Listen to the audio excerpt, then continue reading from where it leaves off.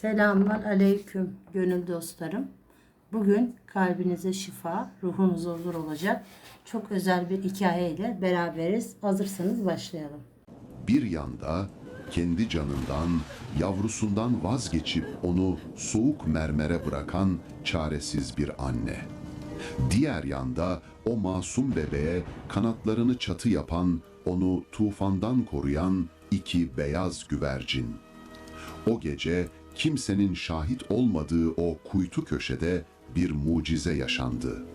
Hazırsanız tüyleri diken diken eden ilahi adaletin ve kaderin buluşmasının hikayesine başlıyorum.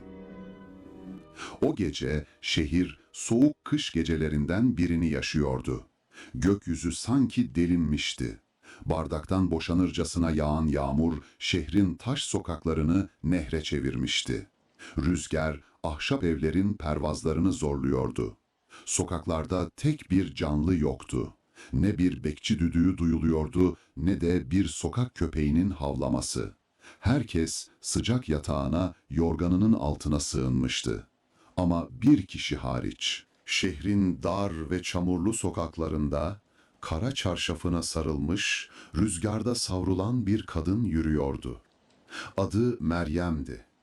Ayaklarında yırtık pabuçlar vardı, çamurlu sular bileklerine kadar giriyordu ama Meryem soğuğu hissetmiyordu. Onun yüreğindeki yangın dışarıdaki buz gibi havayı bastıracak kadar büyüktü. Kucağında sıkı sıkıya sarıldığı bir kundak vardı. Eski, yamalı bir şalın içine sarılmış, henüz kırkı bile çıkmamış bir bebek. Meryem her adımda duraksıyor, derin bir nefes alıp tekrar yürüyordu. Gözyaşları yağmura karışıp yüzünden süzülüyordu.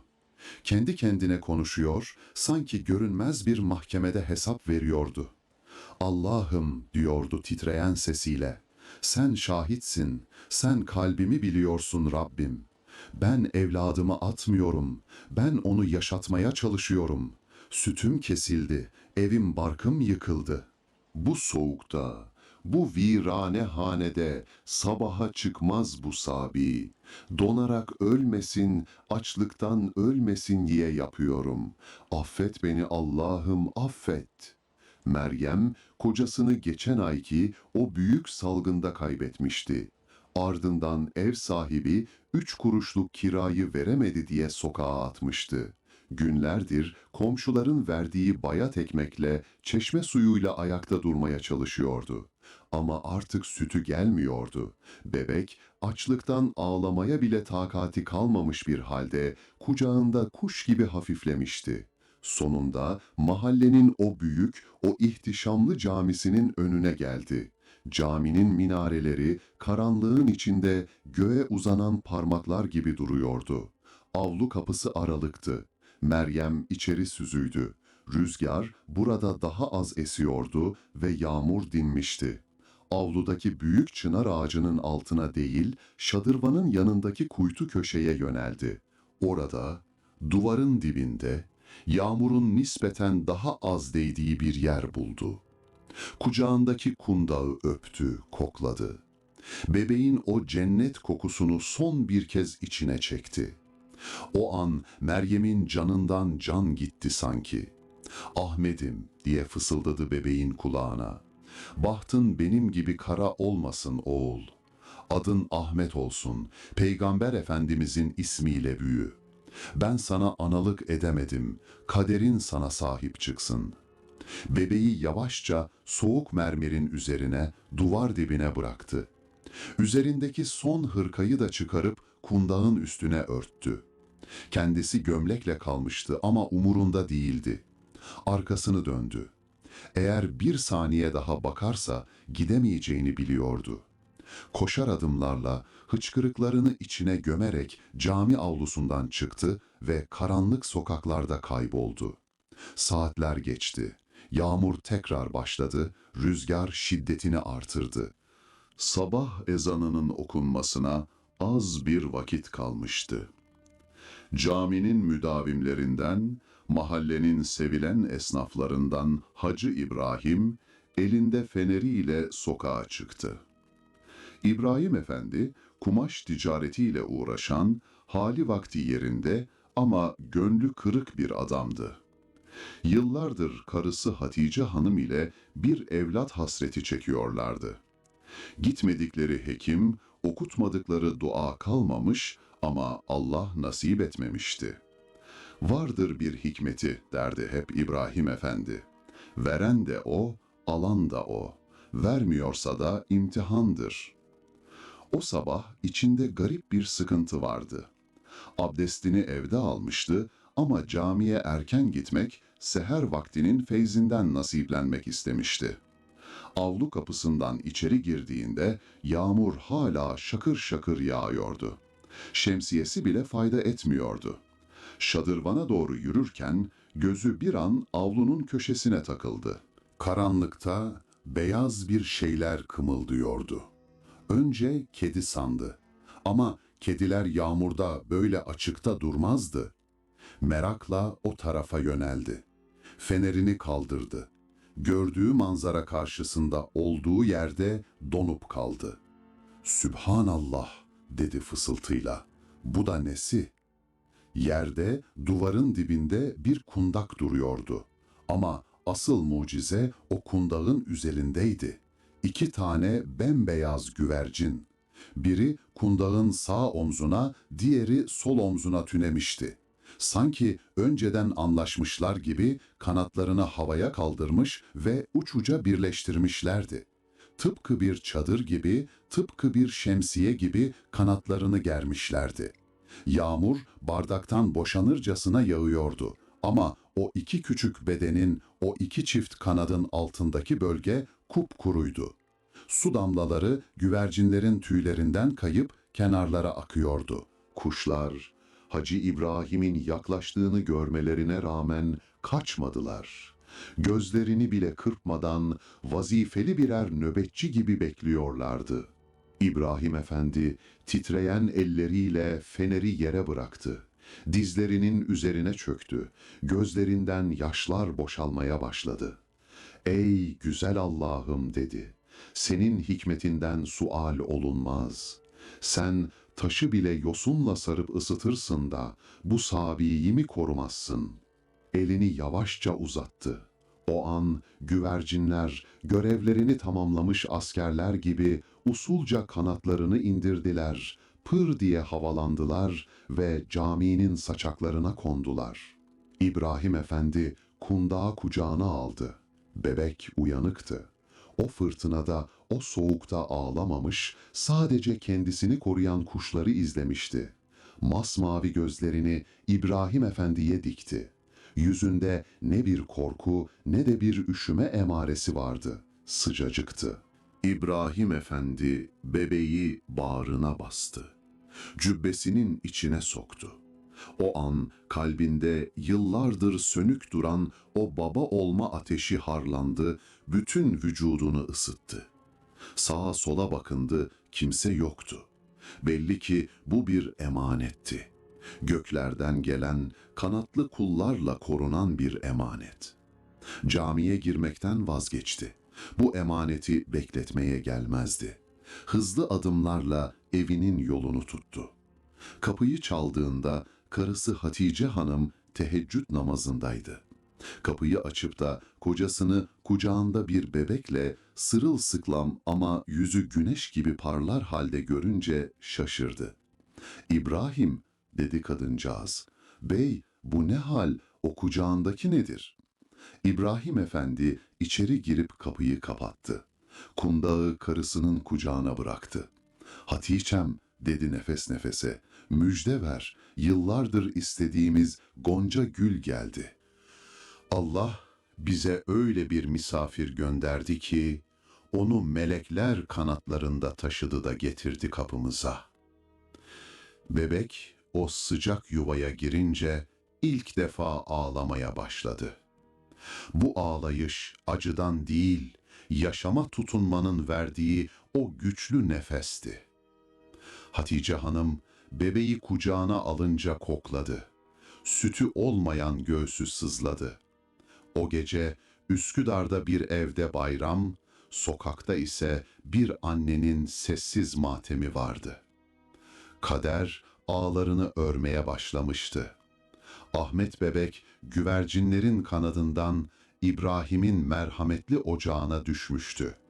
Ama yıllar sonra o ocaktan çıkıp kendi öz annesinin karşısına nasıl bir kudretle dikileceğini o an Allah'tan başka kimse bilmiyordu.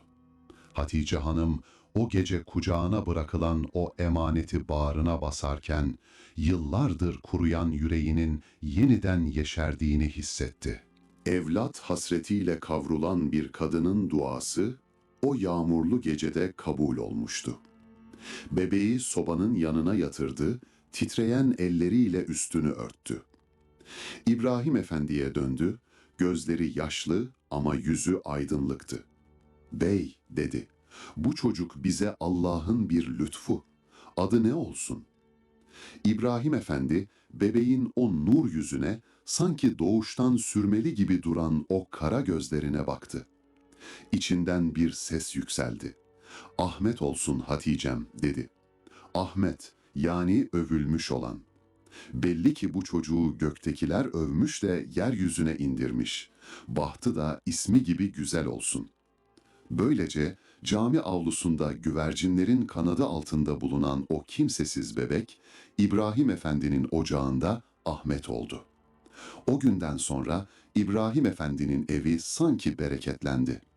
İşleri açıldı, sofrası şenlendi. O sessiz, hüzünlü evin duvarlarında artık bir bebeğin nefesi, bir beşiğin gıcırtısı yankılanıyordu. Yıllar su gibi akıp geçti. Ahmet serpilip büyüdü. 7 yaşına geldiğinde mahallenin diğer çocuklarına hiç benzemeyen bir hali vardı. Diğer çocuklar sokakta bağırıp çağırırken o bir köşede sessizce oturur, gökyüzünü izlerdi. Üstü başı her zaman temiz, duruşu her zaman vakur idi. Sanki 7 yaşında değil de 70 yaşında bir ihtiyar gibiydi bakışları. Ama bu olgunluk mahalledeki bazı kem gözlerin, bazı nasırlaşmış kalplerin dikkatinden kaçmıyordu. Mahalle dediğin yer sır tutmazdı. Herkes Ahmet'in öz evlat olmadığını, cami avlusunda bulunduğunu biliyordu. Büyükler İbrahim Efendi'nin hatırına susuyor ama çocuklar acımasız oluyordu. Bir gün ikindi vaktiydi. Mahallenin çocukları meydanda toplanmış ceviz oynuyorlardı. Ahmet de bir köşede elindeki kuru ekmek kırıntılarını serçelere atıyordu. Kuşlar Ahmet'ten hiç kaçmıyor, hatta omzuna, eline konuyorlardı. Bu manzarayı gören mahallenin haşarı çocuğu Kazım, kıskançlıkla Ahmet'e doğru yürüdü. "Hey!" diye bağırdı Kazım. "Ne yapıyorsun orada cami kuşu?" Ahmet başını kaldırdı, cevap vermedi. Sadece gülümsedi. Bu sükunet Kazım'ı daha da öfkelendirdi. Yerden bir taş aldı, kuşlara doğru fırlattı. Serçeler korkuyla havalandı. "Niye korkutuyorsun garipleri?" dedi Ahmet, sesi titreyerek. Kazım sırıtarak arkadaşlarına döndü. "Baksanıza şuna, anası babası yok ya, kuşları akrabası sanıyor. Oğlum, senin adın Ahmet değil, Buluntu olmalıydı. Seni leylekler değil, güvercinler çöpe atmış da İbrahim amca acıyıp almış." Çocuklar hep bir ağızdan gülüşmeye başladılar. Bu sözler Ahmet'in küçük kalbine bir ok gibi saplandı. Gözleri doldu ama ağlamadı. Ağlarsa onlara yenileceğini biliyordu. Elindeki ekmekleri yavaşça yere bıraktı, başını öne eğdi ve oradan uzaklaştı. Eve geldiğinde İbrahim Efendi avluda abdest alıyordu. Ahmet'in omuzlarının çöktüğünü, yüzünün gölgelendiğini hemen fark etti. "Ahmet'im," dedi şefkatle. "Ne oldu aslanım? Kim üzdü seni?" Ahmet dolan gözlerini babasına çevirdi. Dudakları titriyordu. "Baba," dedi, "benim annem yok mu? Beni gerçekten cami avlusunda mı buldunuz? Ben kimim baba? Arkadaşlarım bana Buluntu diyorlar. Ben kimsenin oğlu değil miyim?" İbrahim Efendi'nin içi cız etti. Bu sorunun bir gün geleceğini biliyordu ama bu kadar erken beklemiyordu. Diz çöktü, Ahmet'in boyuna indi. O nasırlı elleriyle çocuğun yüzünü avuçladı.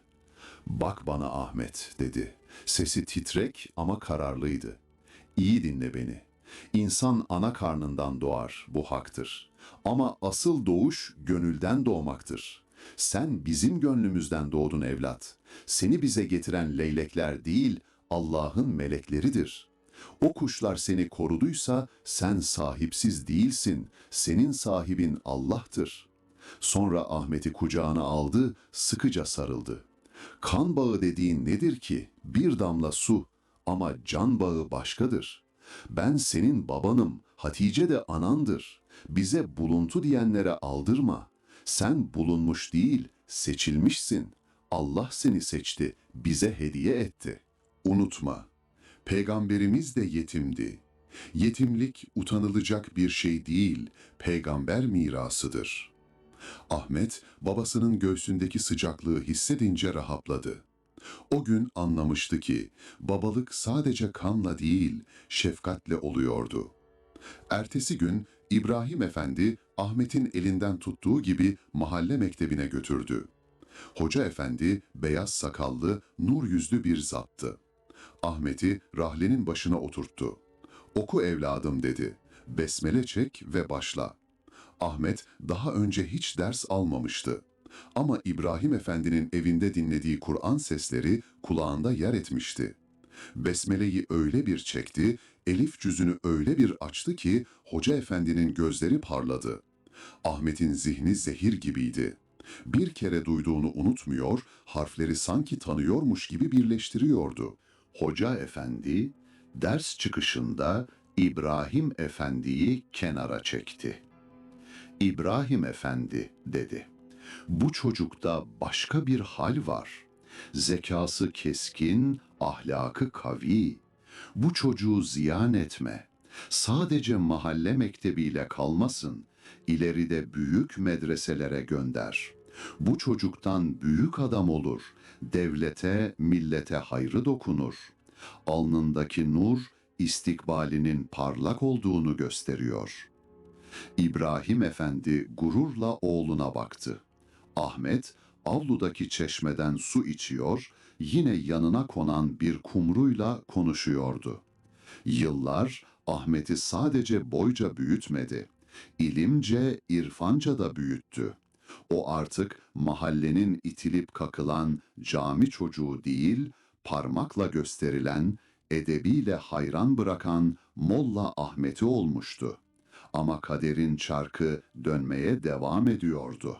Ahmet'in önünde İstanbul'un en büyük medreseleri, en zorlu sınavları ve hiç beklemediği büyük bir yüzleşme onu bekliyordu. Zaman, değirmen taşı gibi yılları öğütüp geçmiş, Hacı İbrahim'in ocağında büyüyen o cılız fidan, artık dal budak salmış, gölgesi mahalleye yeten bir çınar olmuştu. Ahmet artık 18'indeydi. Mahalle mektebi ona dar geliyordu. Hocasının tavsiyesi, babasının rızasıyla İstanbul'un o büyük, o taş duvarlı ilim yuvasına, Fatih Medresesi'ne gitme vakti gelip çatmıştı. Ayrılık sabahı evin avlusunda hüzünlü bir sessizlik hakimdi. Hatice Hanım, oğlunun çıkınına cevizli çörekler, kurutulmuş meyveler, temiz içlikler koyarken gözyaşlarını saklamaya çalışıyordu. Yıllardır gözünden sakındığı, koklamaya kıyamadığı kuzusu şimdi ilim yolunda gurbete gidiyordu. İbrahim Efendi bastonuna yaslanmış kapının eşiğinde duruyordu. Sakalları artık bembeyazdı ama duruşu hala dikti. Ahmet önce anasının elini öptü, helallik istedi. Hatice Hanım oğluna sarıldı, kokusunu içine çekti. "Ahmet'im," dedi hıçkırarak, "yolun açık, bahtın ak olsun. Gittiğin yerde üşüme, aç kalma. Anan yok sanma, dualarım seninle. O kuşlar seni cami avlusunda nasıl koruduysa, Rabbim de seni gurbette öyle korusun." Sonra babasına yöneldi Ahmet. İbrahim Efendi oğlunun omuzlarını sıktı, gözlerinin içine baktı. "Oğul," dedi sesi titreyerek. "İlim rütbesi, rütbelerin en yücesidir. Ama unutma, ilim sadece kitaplarda yazan satırlar değildir. Asıl ilim edeptir, adalettir. Yarın öbür gün büyük adam olursan, kadı olursan, paşa olursan sakın ola geldiğin yeri unutma.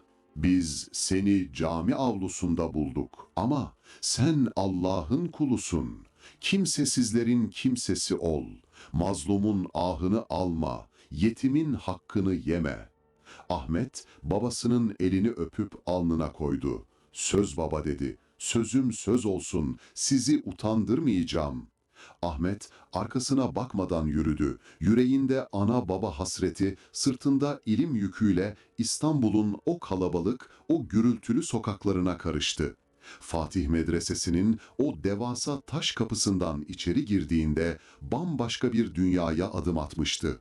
Burası sessizliğin, disiplinin ve mürekkep kokusunun hakim olduğu bir yerdi. Ahmet'e küçük, rutubetli, taş bir oda verdiler.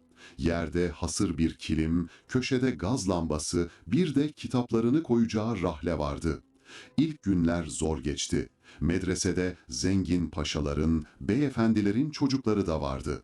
Onların kürkleri, ipek kaftanları, hizmetçileri vardı. Ahmet'in ise yamalı cübbesi ve bir somun ekmeği. Bazı talebeler Ahmet'in sessizliğiyle, garibanlığıyla alay ettiler. Ona köylü molla dediler. Ama Ahmet aldırmadı. O, babasının "sen seçilmişsin" sözünü mıh gibi aklında tutuyordu. Geceleri herkes uyurken o kandilini yakar, sabaha kadar kitapların üzerine eğilirdi. Fıkıh, hadis, kelam, yuttuğu her satır ruhunu daha da büyütüyordu. Ahmet'in odasının penceresi medresenin avlusundaki yaşlı bir çınara bakıyordu. Her sabah namazından sonra penceresinin önüne bir avuç buğday sererdi. Çok geçmeden kumrular, serçeler, güvercinler penceresine doluşurdu. Ahmet onlarla konuşur, dertleşirdi. Medresedeki diğer talebeler bu hali görünce ona yeni bir isim taktılar. Kuşçu Molla. Ama bu sefer alay etmek için değil, hayret ettikleri için söylüyorlardı. Çünkü en ürkek kuşlar bile Ahmet'in elinden yem yiyordu. Yıllar yılları kovaladı. Ahmet, medresenin en gözde, en parlak talebesi oldu. Hocaların çözemediği meseleleri çözer, en karmaşık davalarda öyle bir hüküm verirdi ki dinleyenler parmağını ısırırdı. Bir gün medreseye padişahın başkadısı Şeyhülislam Efendi teftişe geldi. Büyük bir heyetle avluya girdiler. Bütün talebeler el pençe divan durdu. Şeyhülislam talebeleri denemek istedi. Ortaya çok zor, çetrefilli bir miras davası attı. "Bu meseleyi kim çözer?" dedi. Zengin beyoğulları, paşa torunları öne atıldı ama hepsi kekeledi, işin içinden çıkamadı. Mesele karışıktı, hakkaniyet terazisi şaşmak üzereydi. O sırada arka sıralardan temiz ama eski cübbeli bir genç el kaldırdı. Bu Ahmet'ti. Şeyhülislam, "Söyle bakalım evlat," dedi. Ahmet meseleyi öyle bir izah etti, adaleti kılıç gibi öyle bir kesti ki Şeyhülislam'ın yüzünde güller açtı. "Adın ne senin evlat?" diye sordu o koca alim. "Ahmet efendim, Hacı İbrahimoğlu Ahmet." Şeyhülislam başını salladı. "Senin ilmin derya olmuş evlat. Senin yerin burası değil artık. Devletin, adalete, millete, senin gibi hakkaniyetli kadılara ihtiyacı var. Hazırlan, saraydan fermanın yazılacak."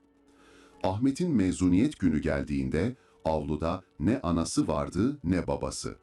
Onlar uzakta, dualarıyla yanındaydı. Ama Ahmet yalnız değildi. Penceresinin önü yine yüzlerce güvercinle doluydu. Sanki onu uğurlamaya gelmişlerdi. Ahmet, medreseden çıkarken artık o ürkek çocuk değildi. Cübbesi devletin cübbesi, sarığı adaletin sarığıydı. Padişahın fermanıyla İstanbul kadısı olarak atanmıştı. Genç yaşında omuzlarına koca bir şehrin vebalini almıştı. Ama Ahmet'in aklı makamda, mevkide değildi. O ilk iş olarak atına atladı, Üsküdar'a, baba ocağına sürdü. Kapıyı çaldığında İbrahim Efendi artık iyice çökmüş, Hatice Hanım yatağa düşmüştü. Kapıda oğullarını, o koca kavuğu ve cübbesiyle görünce dilleri tutuldu. Ahmet attan indiği gibi babasının ayaklarına kapandı. "Baba," dedi, "emanetin Kadı Ahmet Efendi olarak döndü. Ama merak etme, hala o cami avlusundaki kuşçu Ahmet'in." İbrahim Efendi oğlunu kaldırdı, alnından öptü. "Şükürler olsun," dedi. "Bu günleri gördüm ya, artık ölsem de gam yemem. Ama asıl imtihan şimdi başlıyor oğul. Makam yükseldikçe rüzgar sert eser. Adaletten şaşma. Anan baban gelse, haksızsa hükmünü ver. Allah yar ve yardımcın olsun." Ahmet, babasının duasını alıp görevinin başına döndü.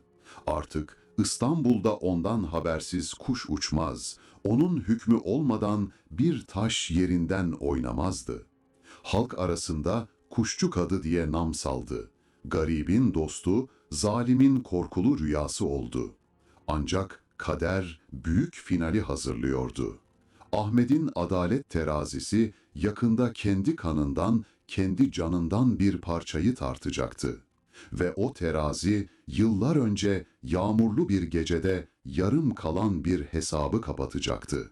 Kapısına gelecek olan o hırsız sanılan kadın, Ahmet'in hayatındaki en zor hükmü vermesine sebep olacaktı.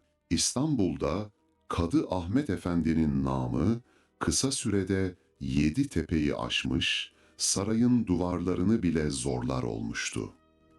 Onun huzuruna çıkan zenginler titrer, fakirler ise bir nefes alırdı. Çünkü Ahmet Efendi'nin terazisinde altın değil, hak tartılırdı. Kimi zaman kürsüsünden inip bir garibanın derdini dinler, kimi zaman da en nüfuzlu ağaları bir bakışıyla yerin dibine sokardı. Mahkeme binasının penceresinde her sabah aynı manzara yaşanırdı. Ahmet Efendi davalara başlamadan önce camı açar, avcundaki buğdayları pervaza serperdi. Güvercinler, kumrular onun omzuna konar, ellerinden yem yerdi. Halk bu hali görünce kuşların bile güvendiği adama biz nasıl güvenmeyelim derdi. Ahmet Efendi ise o kuşlara bakarken çocukluğunu, babası İbrahim Efendi'nin ocağını ve o meçhul geçmişini hatırlardı. İçindeki o ince sızı, o kimsesizlik hissi, makamı ne kadar yükselirse yükselsin peşini bırakmıyordu. Mevsim yine kışa dönmüştü. Soğuk rüzgarların İstanbul sokaklarını kırbaçladığı, cami avlularının buz tuttuğu o günlerden biriydi. Şehrin öteki yakasında yıkık dökük bir barakada bir zamanlar güzelliğiyle bilinen ama şimdi çilenin ve yokluğun soldurduğu yaşlı bir kadın yaşıyordu. Meryem. Yıllar evvel kucağındaki bebeği, ciğerparesini o cami avlusuna bırakan Meryem, o günden sonra bir daha iflah olmamıştı.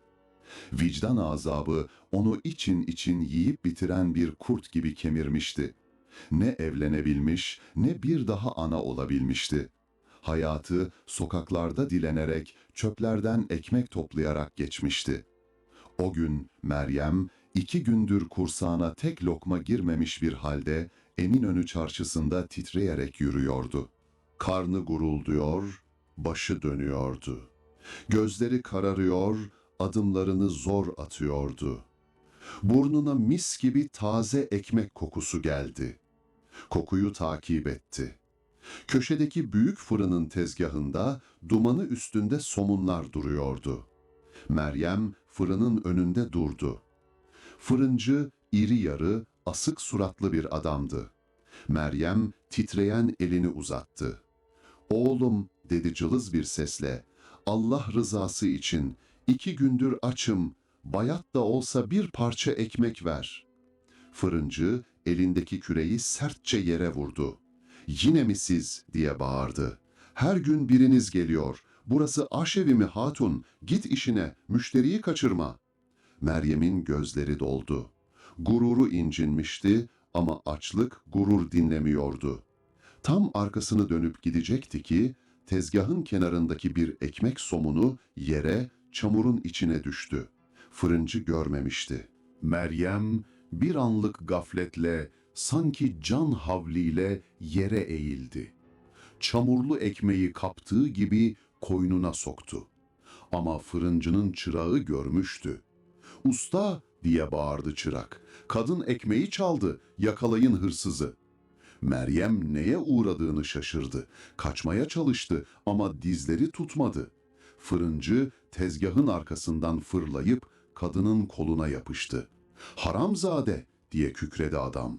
"Hem dilenirsin hem çalarsın ha! Ben sabahın köründe kalkıp hamur karayım, sen gelip emeğimi çal. Yürüyün zaptiyeye, kadı efendinin huzuruna çıkacaksın." Meryem ağlayarak yalvardı. "Etme oğul, çamurluydu, zaten yiyecektiniz. Açım dedim, ölüyordum dedim." Aman nafile. Fırıncı hırsından kadını sürükleye sürükleye çarşı meydanındaki zaptiyelere teslim etti. Meryem ömrünün son deminde hırsız damgasıyla bileklerinde hayali kelepçelerle mahkeme yoluna düştü. Utancından yerin dibine girmek istiyordu. "Keşke," diyordu içinden, "keşke o gece cami avlusunda ben de ölseydim de bu günleri görmeseydim." Mahkeme salonu kalabalıktı. Kadı Ahmet Efendi sabahtan beri onlarca davaya bakmış, yorgun düşmüştü. Başındaki sarığı hafifçe düzeltti, katibine döndü. "Sırada kim var?" Katip elindeki deftere baktı. "Bir hırsızlık vakası efendim. Bir fırıncı ekmeğini çalan yaşlı bir kadından şikayetçi." Ahmet Efendi iç geçirdi. Hırsızlık en sevmediği suçtu. Ama sebebini sormadan hüküm vermezdi. "Gelsinler bakalım," dedi. Kapı açıldı. İçeriye önce öfkeli fırıncı, arkasından da 2 zaptiyenin kolunda, başı öne eğik, üstü başı perişan Meryem girdi. Kadın o kadar zayıf, o kadar çelimsizdi ki sanki rüzgar üflese uçacak gibiydi. Fırıncı hemen atıldı. "Kadı efendi hazretleri, bu kadın tezgahımdan sıcak ekmeği kaşla göz arasında çaldı, koynuna sakladı. Şikayetçiyim, emeğimin hakkını isterim, cezasını verin ki ibret olsun." Ahmet Efendi fırıncıyı bir el işaretiyle susturdu. Sonra bakışlarını ortada titreyerek duran, başını yerden kaldırmayan yaşlı kadına çevirdi. Kadının hali içini sızlattı. Bir hırsızdan çok bir enkazı andırıyordu. "Adın ne senin hatun?" diye sordu Ahmet Efendi. Sesi gür ama şefkatliydi. Meryem o sesi duyunca irkildi. Başını yavaşça kaldırdı. Kürsüde oturan genç kadıya baktı. Göz göze geldiler. Ahmet Efendi'nin o sürmeli kara gözleri Meryem'in yüreğinde tarif edemediği bir zelzele yarattı. Bir yerden tanıyordu bu bakışları. Bir rüyadan mı yoksa kanayan bir yaradan mı? "Adım Meryem beyim," dedi titreyerek. Ahmet Efendi kadının gözlerindeki derin acıyı gördü. O gözlerde hırsızlık pırıltısı yoktu, sadece tükenmişlik vardı. "Anlat Meryem ana," dedi Ahmet. "Doğru mu söylenenler, çaldın mı ekmeği?" Meryem yutkundu, boğazı düğümlendi. İnkar etse Allah biliyordu, kabul etse kullar ayıplıyordu. "Çaldım beyim," dedi fısıltıyla. "Ama sor bir hele niye çaldım? Nefsim için değil, nefesim kesilmesin diye çaldım. 2 gündür kursağıma su değmedi. Yere düştü ekmek, çamur oldu. Zaten atacaklardı. Ben o çamura talip oldum. Hırsızlık sayılırsa boynum kıldan ince. Kes cezamı, zindana at da en azından orada bir kap yemek verirler belki." Salon buz kesti.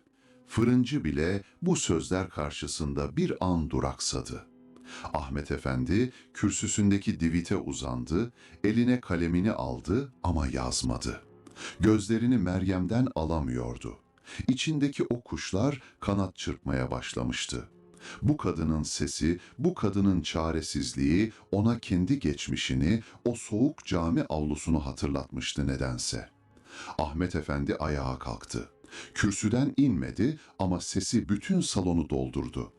Bir şehirde bir ana yerdeki çamurlu ekmeğe muhtaç kalmışsa, o şehirde hırsız o ana değil, biziz. O ekmeği ona vermeyen fırıncıdır. Onu görmeyen komşusudur. Halini bilmeyen kadısıdır. Sonra katibine döndü.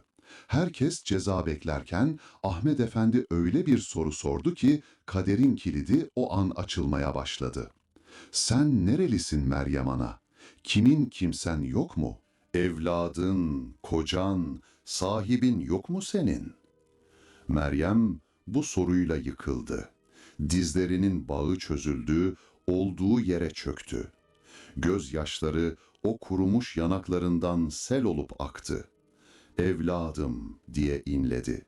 Vardı beyim, bir zamanlar benim de bir kuzum, bir Ahmet'im vardı.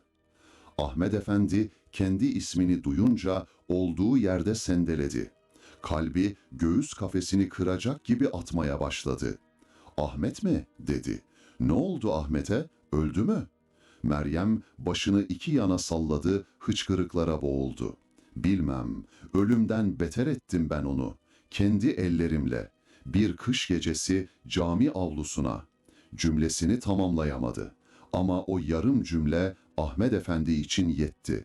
Yıllardır aradığı sır şimdi karşısında, sanık sandalyesinde bir kuru ekmek davasıyla duruyordu. Zaman durmuş, mahkeme salonu susmuştu. Artık hüküm verme sırası kanunlarda değil, vicdanlarda ve kan bağındaydı. Mahkeme salonuna ölüm sessizliği çökmüştü. Az önce hırsızlıkla suçlanan o yaşlı kadının ağzından dökülen yarım cümle, havada asılı kalmış, en taş kalpli dinleyicilerin bile yüreğine bir kor gibi düşmüştü. Bir kış gecesi cami avlusuna. Kürsüde oturan Kadı Ahmet Efendi'nin yüzü kireç gibi bembeyaz kesilmişti. Elleri önündeki divitin üzerinde titriyordu. Kalbi göğüs kafesini parçalayacakmış gibi çarpıyor, kulaklarında kanın uğultusu yankılanıyordu. Yıllardır rüyalarında gördüğü, babası Hacı İbrahim'den dinlediği o hikaye şimdi ete kemiğe bürünmüş, sanık sandalyesinde karşısında duruyordu. Ahmet Efendi derin bir nefes alarak kendini topladı. Bir kadı olarak soğukkanlı olmalıydı. Ama bir evlat olarak içi yanıyordu. Meryem ana dedi. Sesi bir fısıltı kadar kısık ama salonun her köşesinden duyulacak kadar gürdü. Anlatmaya devam et. Hangi kış gecesiydi bu? Hangi camiydi? Meryem başını yerden kaldırmadan yaşlı gözlerini o eski günlerin karanlığına dikti. 35, belki 40 sene evveldi beyim, dedi titreyerek. İstanbul'un başına kara kışın çöktüğü, göğün delindiği bir geceydi.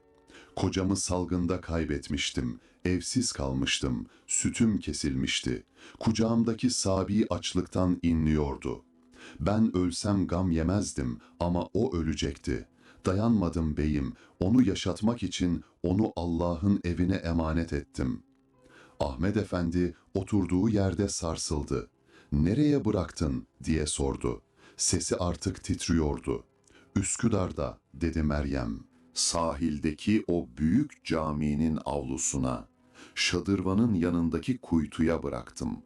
Üstüne de kendi hırkamı örttüm. Sonra da arkama bakmadan kaçtım. Kaçtım ki dönüp almayayım diye." Salondaki herkesin gözleri dolmuştu.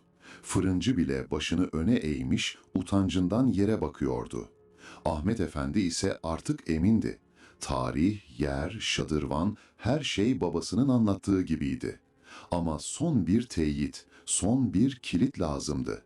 Babası İbrahim Efendi'nin ona verdiği, sandığında sakladığı o emaneti sorması gerekiyordu. "Peki Meryem Ana," dedi Ahmet Efendi, "o bebeği neye sardın, neyin içine koydun?" Meryem derin bir iç çekti. Hafızasını zorladı. "Yamalı bir şal vardı beyim," dedi hıçkırarak. "Kenarları yeşil oyalı, ortası güve yeniği. Fakirdik, kundağımız yoktu. O şala sardım kuzumu. İçine de bir muska iliştirdim. Babasından kalan yarım bir muska. Bunu da Allah korusun diye dua ettim." Ahmet Efendi bu sözleri duyunca gözlerini kapattı. Bir damla yaş yanağından süzülüp beyaz sakalına karıştı. Evet, o yarım muska hala evindeki sandıkta. Babası İbrahim'in "bunu sakla oğul, bir gün lazım olur" dediği bohçanın içindeydi. Artık şüphe yoktu. Karşısındaki bu perişan, bu hırsız damgası yemiş, bu acıların heykelini andıran kadın, onu 9 ay karnında taşıyan, sonra da yaşasın diye ölüme terk eden öz annesiydi. Ahmet Efendi yavaşça ayağa kalktı. O heybetli kadı cübbesi omuzlarında ağırlaştı. Sarığını düzeltti. Salondaki herkes vereceği hükmü bekliyordu. Fırıncı acaba hapis mi verecek, kırbaç mı diye düşünürken Ahmet Efendi gür bir sesle konuştu. "Ey ahali, ey mübaşir, yazın hükmü." Katip kalemini hokkaya batırdı, hazır bekledi. "Bu kadının," dedi Ahmet Efendi sesi titreyerek, "bu kadının çaldığı o ekmeğin parası neyse 10 misliyle benim şahsi kesemden ödenecektir." Salonda bir uğultu koptu. Fırıncı şaşkınlıkla başını kaldırdı. Ahmet Efendi devam etti. Sesi daha da sertleşti. "Ve bu şehirde bir ana açlıktan ekmek çalmak zorunda kalıyorsa, bunun vebali fırıncının değil, kadı olarak benim boynumadır. Bu dava burada bitmiştir. Fırıncı hakkını helal etsin, parasını katibimden alsın ve gitsin." Fırıncı utancından kıpkırmızı kesilerek, "Helal olsun beyim, ne parası, ben ettim siz etmeyin" diyerek geri çekildi. Zaptiyeler Meryem'in kolunu bıraktı. Meryem şaşkındı. Cezalandırılmayı beklerken borcu ödenmişti. Ama asıl şok henüz gelmemişti. Ahmet Efendi o yüksek kürsüsünden yavaş yavaş aşağı indi. Merdivenleri birer birer, sanki yılların ağırlığını taşıyarak indi. Kalabalık hürmetle ikiye yarıldı, yol açtı. Meryem karşısına dikilen bu dev gibi devlet adamına korkuyla baktı. Başını kaldırmaya cesaret edemedi. "Allah razı olsun beyim" diyebildi sadece. Ahmet Efendi Meryem'in tam önünde durdu. O nasırlı, o kirli, o titreyen elleri tuttu. Meryem irkildi, ellerini çekmek istedi ama Ahmet Efendi bırakmadı. "Meryem Ana," dedi. Sesi artık bir kadının değil, bir evladın sesiydi. "Kaldır başını, bak yüzüme." Meryem çekinerek başını kaldırdı. Ahmet Efendi'nin yaşlı gözlerine baktı. "O gece," dedi Ahmet Efendi, "o gece çok yağmur yağıyordu dedin ya, bardaktan boşanırcasına yağıyordu. Ama biliyor musun Meryem Ana, o bebek ıslanmadı." Meryem'in gözleri kocaman açıldı. Nefesi kesildi. "Nasıl?" diyebildi.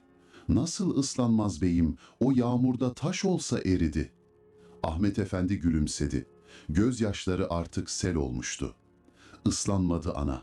Çünkü Allah o günahsız Sabi'yi korumak için gökten 2 melek gönderdi. 2 beyaz güvercin. Biri sağına, biri soluna kondu. Kanatlarını çatı yaptılar, o bebeğe siper oldular. O bebek üşümedi ana. O bebek o güvercinlerin kanadında. İbrahim Efendi gibi bir babanın ocağında büyüdü." Meryem'in dizlerinin bağı tamamen çözüldü. Ahmet Efendi onu tutmasaydı yere yığılacaktı. "Sen," dedi Meryem, sesi çıkmıyordu. "Sen o bebek misin? Sen benim Ahmet'im misin?" Ahmet Efendi annesinin ellerini öptü, alnına koydu. "Benim ana," dedi.